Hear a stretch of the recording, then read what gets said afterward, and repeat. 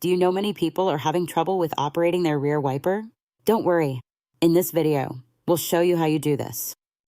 Let's start. Step 1. Start ignition. Ensure your vehicle's ignition is turned on before starting the rear wiper operation.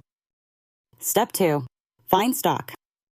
Locate the wiper control stalk to the right of your steering wheel. Step 3. Rotate ring. Rotate the ring on the stalk to align with the intermittent wipe symbol for initial operation. Step 4. Activate wipe. Turn the ring further to activate continuous wiping and hold the position for desired screenwashing. Step 5. Engage reverse. Engage reverse gear to automatically trigger the rear wiper if front wipers are active. Now you should be able to confidently operate the rear wiper on your vehicle. Still need help? Visit our website for the complete manual. There you will also find questions and answers from other Peugeot users. Did you find this video helpful? By subscribing, you help us continue to answer users' questions. So, subscribe to our channel. Thanks for watching and see you in the next video.